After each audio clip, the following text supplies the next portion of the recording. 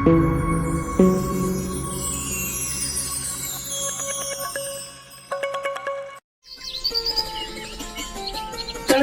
गांव में झुमरू नाम का एक दुबला पतला कमजोर नाई रहता था। उसकी कमजोरी का ज्यादातर गांव वाले उसका मजाक और फायदा उठाते थे। आज झुमरू अपनी दुकान खोलकर बैठा ही था कि तभी गांव के दो बिगड़ल बिल्ला और जग्गू उसकी दुकान पर आकर बोले, क्या हाल है झुमरू भैया, सब कुछ ठीक तो है? आज तो बड़े चमक रहे हो। लगता है भाभी जी ने आज अपने हाथों से तुम्हारे बालों में तेल लगाया है? बिल्कुल सही कहा बिल्ला भैया, आज झुमरू भैया बिल्कुल सलमान खान की तरह लग रहे हैं। देख नहीं रहा, सिर्फ सलमान खान की तरह ही नहीं लग रहे, बल्कि मुझे तो लगता है कि झुमरू भैया की बॉडी भी बिल्कुल सलमान खान की तरह ही होती जा रही है भैया। इतना कहकर जग्गू और बिल्ला झुमरू का मजाक उड़ाते हुए हंसने लगे। अरे ऐसा मत बोलो बिल्ला भैया, अगर झुमरू भैया को कहीं गुस्सा आ गया तो हमारे तो लेने के देने पड़ जाएंगे। सही कहा यार जग्गू, कहीं गलती से झुमरू भैया ने एक थप्पड़ हम दोनों को मार दिया तो हमारे तो फिल्मी स्टाइल की तरह दांत बाहर आ जाएंगे भाई। तुम दोनों को अपने बाल कटवाने हैं क्या? बाल भी कटवाने हैं और शेप भी बनवानी है, पर ध्यान रखना झुमरू भैया, आज हम दोनों के चेहरे पर तुम्हें फेशियल भी करना है। वो क्या है ना, गांव के मुखिया की बेटी की आज शादी है और हम दोनों को उस शादी में सबसे सुंदर दिखना है। इतना कहकर दोनों कुर्सी पर बैठ गए। झुमरू ने एक एक करके उन दोनों की शेव और बाल बना दिए। जग्गू और बिल्ला ने अपने चेहरे पर खूब महंगा मसाज भी करवाया। आप दोनों के 5 हो गए। बस 500? मुझे तो लगा था कि हम दोनों के चेहरे पर फेशियल करने के तुम 5000 रुपए लोगे।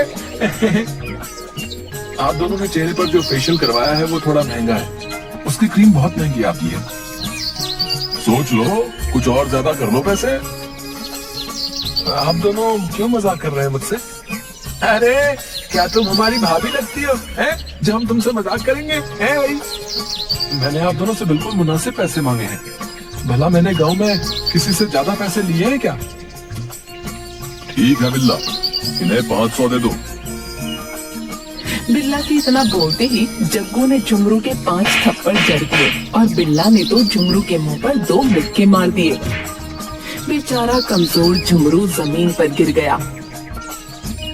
झुमरू भैया देखो, पूरे 500 दिए हैं। देखो 5 थप्पड़ मैंने मारे और बिल्ला ने तुम्हारे मुंह पर 2 घूंसे लगाकर 2 शून्य बना दिए। हुए ना पूरे 500। आइंदा से हमसे पैसे मांगे तो तेरी दुकान को तोड़कर यहाँ पर तेरा तंबू बना देंगे। बड़ा आया हमसे पैसे मांगने वाला, 1.5 पसली गई का। इतना कहकर वो दोनों चले गए। झुमरू बेचारा आंखों में आंसू लिए बैठ गया। शाम को झुमरू अपनी दुकान बंद करके घर चला गया। उसके चेहरे पर चोट के निशान देख उसकी पत्नी शर्मीली गुस्से से बोली, तुम्हारे चेहरे पर एक चोट के निशान कैसे हैं? कुछ नहीं, सुबह दुकान पर जाते वक्त पैर फिसल गया और मैं गिर गया। मुझे क्या बेवकूफ समझा है? शक्ल से ही लग रहा है कि किसी ने तुम्हारे मुंह पर जोर जोर से मुक्के मारे हैं। जब सब कुछ जानती ही हो तो फिर पूछ क्यों रही हो? मेरी समझ में नहीं आता कि आखिर आप इतने डरपोक क्यों हैं? गांव वाले आपका मजाक उड़ाते हैं, जिसकी मर्जी होती है वो आपको पीट कर चला जाता है। आप कुछ कहते क्यों नहीं? कैसे कहूँ, मैं और लोगों की तरह शक्तिशाली नहीं हूँ। मैं कितना दुबला पतला हूँ, गांव वाले मुझे 1.5 पसली कहकर बुलाते हैं। अरे अगर आप दुबले पतले हैं तो क्या हुआ? क्या दुबले पतले लोगों के अंदर ताकत नहीं होती? लड़ने के लिए हिम्मत होनी चाहिए। तुम्हारे अंदर तो वो भी नहीं है। अब खड़े खड़े मेरा मुंह क्या देख रहे हो? तुम्हारे चेहरे पर नील पड़ रहे हैं। जाओ जाकर डॉक्टर बाबू को दिखा कर आओ। शर्मिली की बात सही थी। झुमरू को वास्तव में बहुत दर्द हो रहा था। झुमरू चुपचाप घर से निकलकर डॉक्टर मुरारी के घर पर चला गया। मगर मुरारी के घर जाकर हैरान रह गया। अरे मुरारी जी, आपका कमरा तो किसी साइंटिस्ट के कमरे जैसा लग रहा है। दरअसल मुझे डॉक्टरी करने के साथ साथ प्रयोग करने का भी बहुत शौक है। झुमरू, खैर ये सब छोड़ो, ये बताओ कि कैसे आना हुआ? मेरे चेहरे पर बहुत दर्द हो रहा है।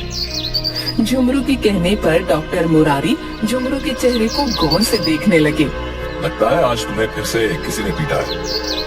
और मेरा ख्याल है तुम्हें किसी और ने नहीं बल्कि जग्गू और बिल्ला ने ही पीटा है। आपने बिल्कुल सही पहचाना। एक तो उन लोगों ने मेरे पैसे भी नहीं दिए और ऊपर से मुझे मारा भी अलग से। क्या तुम्हारे पैसे भी नहीं दिए और तुम्हें पीटा अलग से? आखिर तुम इतना डरते क्यों? क्या तुम्हें गुस्सा नहीं आता? बहुत आता है। मन तो कर रहा था कि उन दोनों का मुंह तोड़ दूं, लेकिन मैं जानता हूँ कि अगर मैं ऐसा करता तो और ज्यादा मार खाता। वैसे आप ये शीशी में क्या बना रहे थे? उसमें से धुआं निकल रहा था। मैं एक ऐसी दवाई तैयार कर रहा हूँ कि जिसे पीकर इंसान इतना शक्तिशाली हो जाएगा कि एक ही मुक्के से वो चट्टान को भी तोड़ देगा। डॉक्टर की बात सुनकर झुमरू हैरत में पड़ गया। अगर ऐसा है डॉक्टर साहब तो वो दवाई आप मुझे पिला दीजिए। पागल हो गए हो क्या? पहले जानवरों के ऊपर प्रयोग किए जाते हैं, इंसानों के ऊपर नहीं। कहीं तुम्हें कुछ हो गया तो मैं जेल चला जाऊंगा। ठीक है डॉक्टर साहब, तो आप एक काम कीजिए, मुझे कुछ दवाई लिख दीजिए ताकि मेरा दर्द कम हो जाए। झुमरू के कहने पर डॉक्टर ने झुमरू को कुछ टैबलेट दे दी।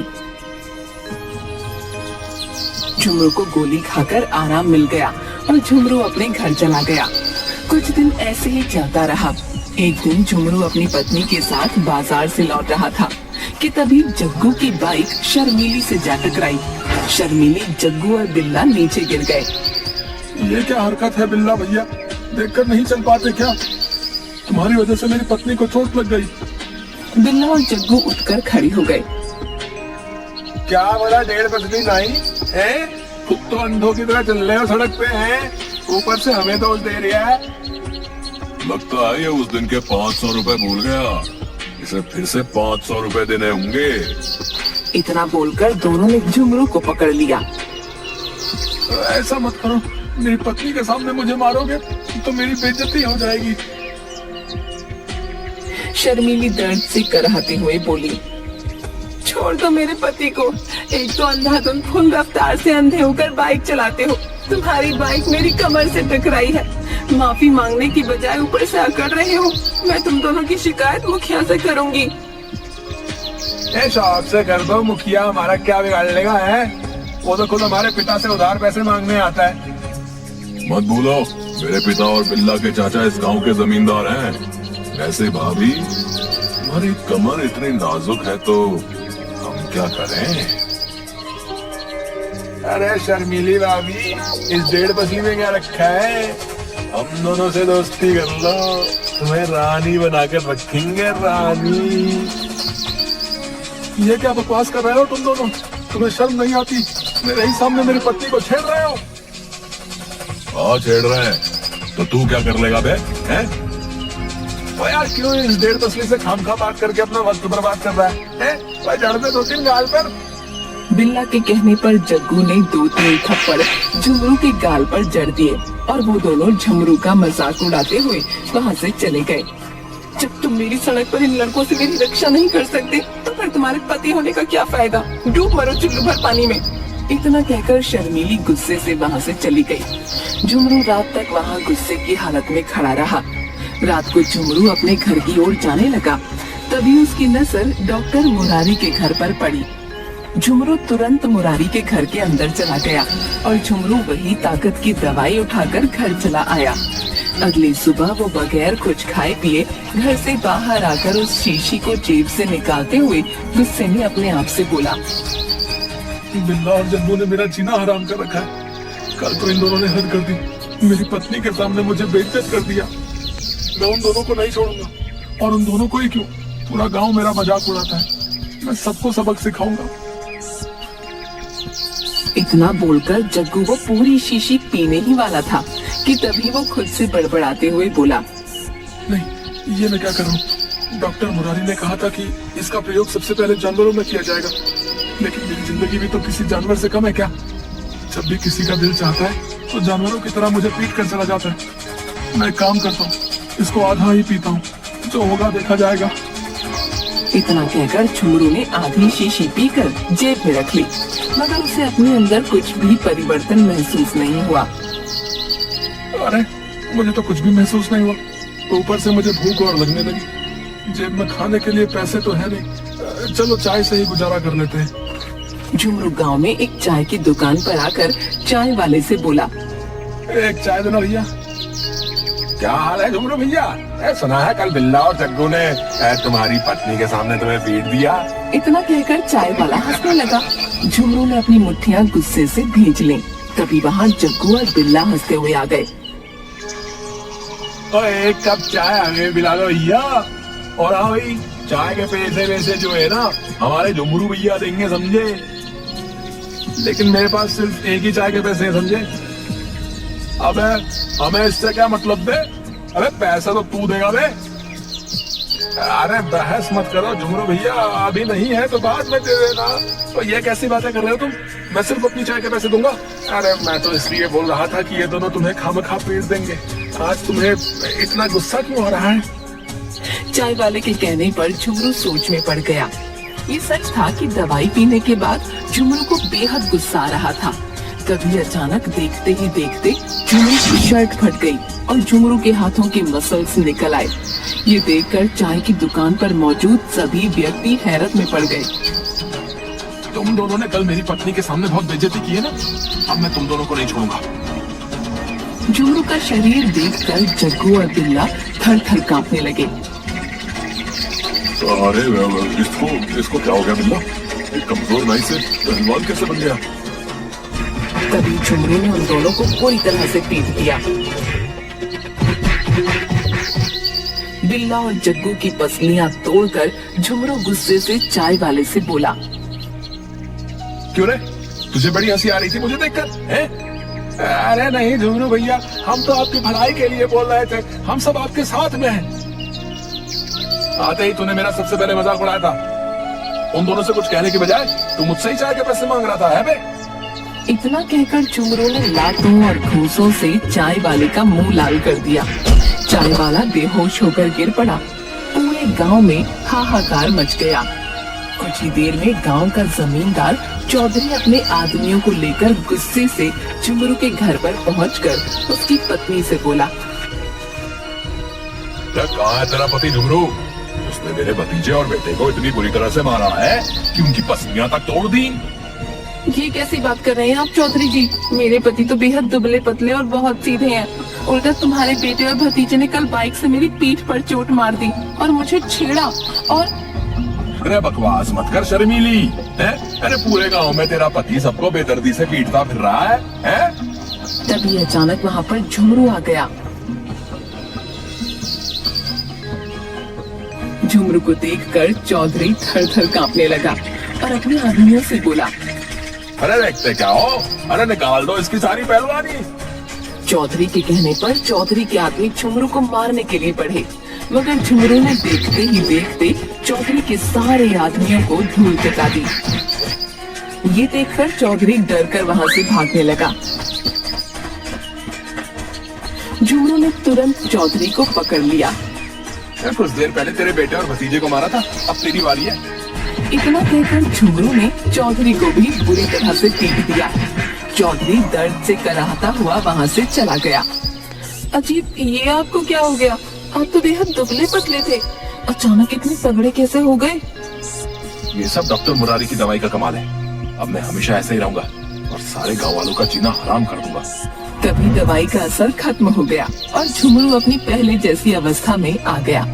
अरे ये तो आप पहले जैसे हो गए।